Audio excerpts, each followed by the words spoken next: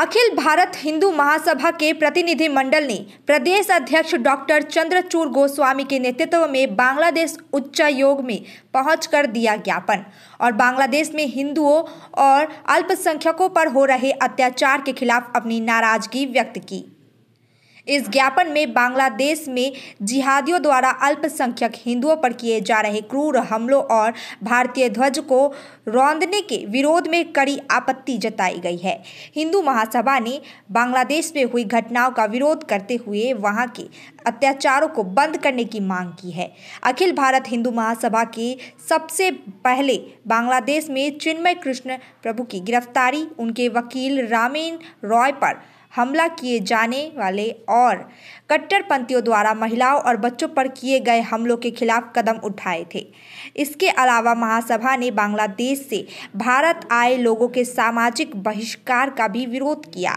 Doctor Chandrachud Goswami ने कहा, हम कभी नहीं कहते हैं कि बांग्लादेश से आए सभी मुसलमान बुरे या आतंकवादी हैं, लेकिन यह सच है कि बांग्लादेश में जो जघन्य नरसंहार हो रहे हैं और भारतीय झंडे को रौंदा जा रहा है, उसे इस्लामिक कट्टरपंथियों से समर्थन मिल रहा है।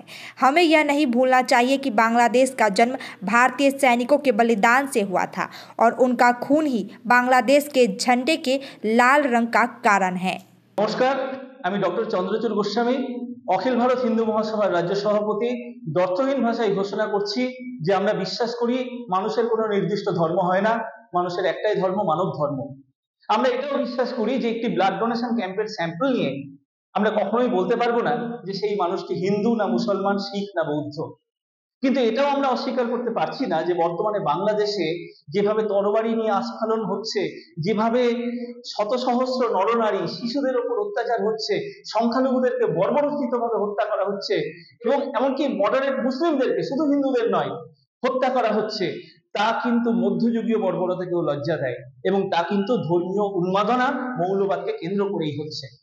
আজকে কেউ যদি বলে যে সন্ত্রাসবাদের কোনো ধর্ম হয় না ইত্যাদি বলে যদি তাদের এই সমস্ত ইসলামিক আগ্রাসনকে যদি তারা আড়াল করতে চায়, তাহলে জেনে রাখবেন তারাও কিন্তু সমান আমাদের এই সমাজের শত্রু। দেখুন, একটি ক্ষতকে যদি চাদর চাপা দিয়ে দেয়া হয় তাহলে কিন্তু সেই ক্ষত নিজের থেকেই সেরে যাবে না, তার জন্য কিন্তু ট্রিটমেন্ট প্রয়োজন। আমরাই প্রথম দর্থহীন ভাষায় বলছি যে বাংলাদেশ থেকে শত শত মানুষ, সহস্র মানুষ যারা প্রাণ বাঁচানোর জন্য ভারতবর্ষে আসে ট্রিটমেন্টের আশায়, আমরাই প্রথম ডাক দিয়েছি তাদেরকে সামাজিকভাবে বয়কট করা হোক। আমরাই বলেছি কোনো ভাড়া বা কোনো হোটেলে তাদেরকে যেন আশ্রয় না দেওয়া হয়, তারা হোটেলে খেতে গেলে তাদেরকে যেন তাড়িয়ে দেওয়া হয়, এমনকি কোনো দোকানে যেন তাদেরকে কোনো জিনিস পর্যন্ত বিক্রি না করা হয়। আমরা তো বাংলাদেশের সমস্ত পণ্য পর্যন্ত আমরা বর্জনের পক্ষে।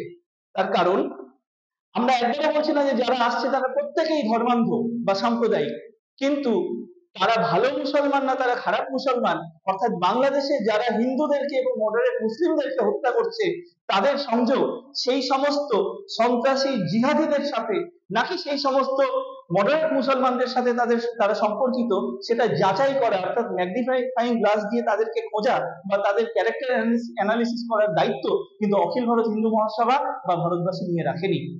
আজকে তাদেরকেই প্রমাণ দিতে হবে।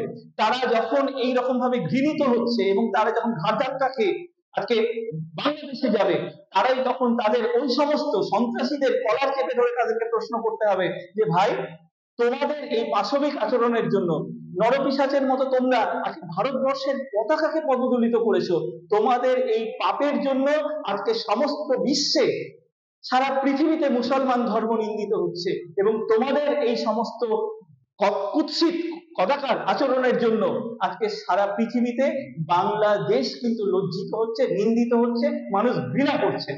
কাজেই এই দায়িত্ব নিতে হবে। আবারও বলছি, আমরা সারা পৃথিবী শুভ বুদ্ধি সম্পন্ন সাধারণ মানুষকে রক্ষার জন্য আমরা একত্রিত হয়ে এইরকম ডাক দিতে বাধ্য হয়েছি এবং এই যে চরম পরিণতি, তার জন্য কিন্তু শুধুমাত্র বাংলাদেশের ওই সমস্ত সন্ত্রাসী মৌলবাদী আগ্রাসীরাই একমাত্র দায়ী। আমরা আনন্দের সাথে বলছি, পশ্চিমবঙ্গের মাননীয় মুখ্যমন্ত্রী ঘোষণা করেছেন মমতা দেবী যে প্রয়োজন পড়লে ভারতের প্রধানমন্ত্রী নরেন্দ্র মোদী বাবু যেন শান্তি সেনা পাঠিয়ে বাংলাদেশকে নিয়ন্ত্রণ করে। তার কারণ আমাদের ঘরের পাশে যদি এরকম একটি ক্ষত তৈরি হয়, সারা পৃথিবীর অস্তিত্ব কিন্তু বিপন্ন হবে। আমরা করজোড়ে অখিল ভারত হিন্দু মহাসভার পক্ষ থেকে মাননীয় মুখ্যমন্ত্রী এবং মাননীয় প্রধানমন্ত্রী নরেন্দ্র মোদী বাবুকে অনুরোধ করছি যে আপনাদের অবস্থানকে আমরা সমর্থন করছি।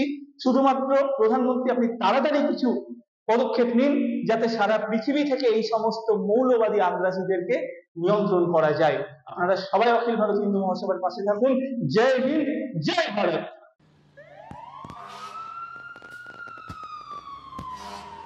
मिसेस कपूर, बाहर वो फायर ब्रिगेड, कुछ हुआ है क्या? वो हमने रॉयल ओक से नया फर्नीचर लिया है ना, हैं? at 70% discount. हाँ, अच्छा है ना? अच्छे अच्छे जल जाएंगे जब आप रॉयल ओक फेस्टिवल सेल से शानदार फर्नीचर घर लाएंगे। तो जल्दी जाएं। ऑफर निकलना चाहे शादी का हो या प्री वेडिंग शूट, यादों में रंग भरना है जरूर। प्रोडक्ट्स हो या कोई नया ब्रांड, चमक उठेगा सबका नाम। हर वीडियो में मिले सिने मैजिक, हर फ्रेम को बनाए एक सीड वेब्स पर करो यकीन, हर पल को बनाए ये हसीन। सोमानी टीजीविजन एंड प्रोडक्शंस, हर पल हर फ्रेम बस आपके नाम। Damro Furniture's big festival sale is here. Celebrate this festive season with Damro Furnitures with mega savings on every piece of furniture. So what are you waiting for? Visit your nearest Damro store today or go to www.damroindia.com. Sorry पापा, मेरा selection नहीं हुआ। It's okay बेटा, चलो दोबारा मेहनत करते हैं। सूर्या है, सुकून है। नागालैंड सरकार डियर 500 सुपर मंथली लॉटरी, पहिलो पुरस्कार 2.5 करोड़ ग्यारंटीड र धेरै पुरस्कार। टिकट 500 रुपया। ड्रॉ 14 दिसंबर। पहिलो पुरस्कार बिक्री भएका टिकट बाट डियर 500 सुपर मंथली लॉटरी में 2.5 करोड़ विजेता अनवर। के तपाई हुनुहुन्छ यस पालिको करोड़पति?